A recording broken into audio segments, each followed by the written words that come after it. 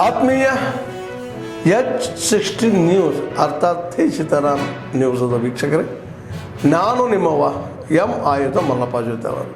ತಾವು ಈಗ ಸುದ್ದಿಗಳ ಲೋಕಕ್ಕೆ ಎಂಟ್ರಿ ಹೊಡಿತಾ ಇದ್ದೀರಿ.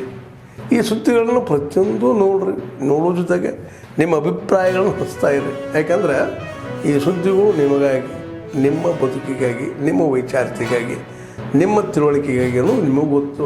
ಜೊತೆಗೆ ನಮಗೂ ನಿಮ್ಮೊಂದಿಗೆ ಇದೊಂದು ಮಾತಾಡುವಂಥ ಜೊತೆಗೆ ಸುದ್ದಿಗಳನ್ನು ಬಿಡುವಂಥ ಕೆಲಸ.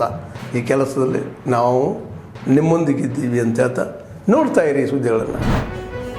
ಪರಮ ಪೂಜ್ಯರ ಅಪೇಕ್ಷೆ ಈ ನಾಡಿನಲ್ಲಿರ್ತಕ್ಕಂಥ ಅಲ್ಪಸಂಖ್ಯಾತರಾಗಿರ್ತಕ್ಕಂಥ ಜೈನ ಸಮುದಾಯಕ್ಕೆ ತಮ್ಮ ನ್ಯಾಯಸಮ್ಮತವಾಗಿರ್ತಕ್ಕಂಥ ಸವಲತ್ತುಗಳು ರಾಜ್ಯ ಸರ್ಕಾರದಿಂದ, ಕೇಂದ್ರ ಸರ್ಕಾರದಿಂದ ಸಿಗಬೇಕು ಅಂತಕ್ಕಂಥ ಉದ್ದೇಶವನ್ನು ಇಟ್ಕೊಂಡು ಇವೆರಡೂ ಸರ್ಕಾರದ ಗಮನವನ್ನು ಸೆಳೆಯಲಿಕ್ಕೆ ಈ ಒಂದು ಬೃಹತ್ವಾಗಿರ್ತಕ್ಕಂಥ ಸಮಾವೇಶವನ್ನು ಆಯೋಜನೆಯನ್ನು ಮಾಡಿದ್ದಾರೆ.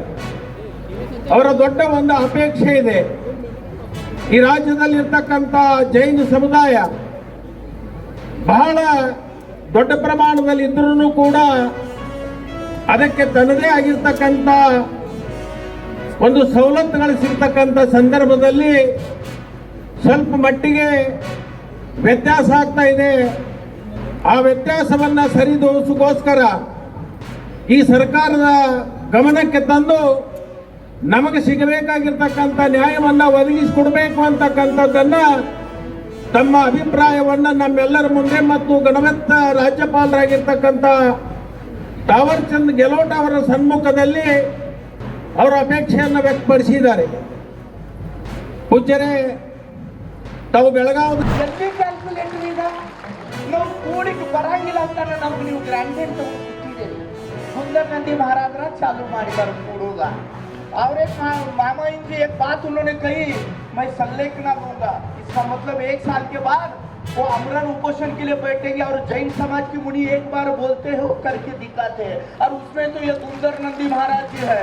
जुबान से निकली बात तीर के कमान से तेज होती है, वैसे है हमारे मिनिस्ट्री. इसलिए मैं हाथ जोड़ के गिनती करता हूँ, चाहे किसी भी पार्टी का कोई भी नेता हो, उनको मैं गिनती करता हूँ कि हमारी मांग कुछ अलग नहीं है. सारे समाज को जो मिल रहा है, माइनॉरिटी में मुस्लिम आते हैं, ईसाई आते हैं, सिख आते हैं, पारसी आते हैं और हम जैन भी आते हैं. और सारे हिंदुस्तान में आप जिस मध्य प्रदेश से आते हैं, गुजरात से, राजस्थान से, कर्नाटक और महाराष्ट्र में बड़ी संख्या में जैन है. कर्नाटक का जैन बेलगाम जिले में है और उनके लिए झोली लेकर आने वाला ये पहला संत हमारे बीच में बैठा है. उनकी बातों को और महाराज जी का ये बड़ा ही घाव है. कहते ना 100 सोनार की 1 लोहार की. मुख्यमंत्री हो गए, DCM हो गए, मंत्री लोग हो गए. अभी महाराज जी ने सोचा ये कान पे बात कर करके मैं थक गया हूँ, अभी सीधा हथौड़ा लेता हूँ. इसलिए गवर्नर का हथौड़ा लेके हम आज बैठे हैं, आपकी तरफ उम्मीद की निगाह से देख रहे हैं. क्योंकि आप चाहे तो मुख्यमंत्री को भी आदेश कर सकते हैं कि सभी समाज की तरह जैन समाज की तरफ भी देखना आपकी जिम्मेदारी. हमारे भट्टारक जी, हमारे मुनि जी किसी के सामने हाथ कभी फैलाते नहीं, लेकिन पहली बार हमारे दक्षिण से लेकर उत्तर तक के 15 भट्टारक जी और 3 मुनि आपके सामने झोली फैलाकर बैठे हैं कि सरकार आती हो गई है, सरकार हमारी तरफ देखने के लिए तैयार नहीं. हमें उम्मीद का दिया आपकी तरफ देख रहे हैं, वो दिया आपके माध्यम से हमें मिले और हम कुछ अलग नहीं मांग रहे. सभी लोगों को जो दिया जाता है उसी में से हमको भी कुछ मिले. ये भावना रखना, अधिकार के लिए लड़ना, ये महाभारत में भगवान श्री कृष्ण ने हमको बताया. वही काम हमारे सुंदर नंदी महाराज जी कर रहे हैं कि हमारे हक के लिए लड़ना है. ಏನು ತಪ್ಪಿಲ್ಲ. ಮಹಾರಾಜರಿಗೆ ಇದು ಈ ಶಕ್ತಿ ಪ್ರದರ್ಶನ ಅಂದ್ರೆ ನಾವು ಜೈನರ ಬಗ್ಗೆ ಕಲ್ಪನೆ ಬಹಳ ಕಡಿಮೆ ಮಾಡಿ ತಪ್ಪು ತಿಳ್ಕೊಂಡಿದ್ದಾರೆ. ಸೌದಿ ಸಾಹೇಬ್ರು ಮಾತಾಡ್ರು, ಗಣೇಶ್ ಹುಟ್ಟಿಜಿ ಅವ್ರು ಸುತ್ತಾರೆ, ಕಾಂಗ್ರೆಸ್ ಅವ್ರು ಎಲ್ಲ ಸುತ್ತಾರೆ, ಅಭಯ್ ಪಾಟೀಲ್ ಮಾತಾಡೋದಕ್ಕೆ ಬರ್ತರು. ನಾವು 1 ಲಕ್ಷ ಇದೆವು ಅಂತ ನಮ್ಮ ಕಾಂಗ್ರೆಸ್ ಸರ್ಕಾರ ಹೇಳ್ತಾ ಇದ್ರು. ಆದ್ರೆ ಈಗ ನಿಮ್ಮ ಚಿಕ್ಕೋಡಿ ಪಾರ್ಲಿಮೆಂಟ್ದಾಗ ನಾವು 5-7 ಲಕ್ಷ ಇದೀವಿ, 1 ಲಕ್ಷ ಅಂತ ಹೇಳ್ತಾ ಇದ್ರಿ. ನಿಮ್ಮ ಕ್ಯಾಲ್ಕುಲೇಟರ್ಗೆ ಬೆಂಕಿ ಹಚ್ಚೋದು ಏನು ಮಾಡೋದು ಅಂತ ಪ್ರಶ್ನೆ. धर्म हमको सबको सनातन धर्म और जैन धर्म भारतीय संस्कृति और अध्यात्म के महत्वपूर्ण आधार हैं, जिनकी जड़ें सहस्त्रों वर्षों पुरानी है। दोनों धर्म आत्मशुद्धि, नैतिकता और मोक्ष की ओर प्रेरित करते हैं और समाज को अहिंसा व सत्य के मार्ग पर चलने की शिक्षा देते हैं।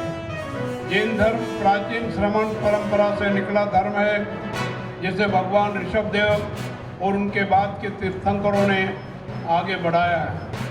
24वें तीर्थंकर भगवान महावीर ने इसे सुव्यवस्थित रूप दिया है, जो आज आप सबके बीच में प्रचलित है।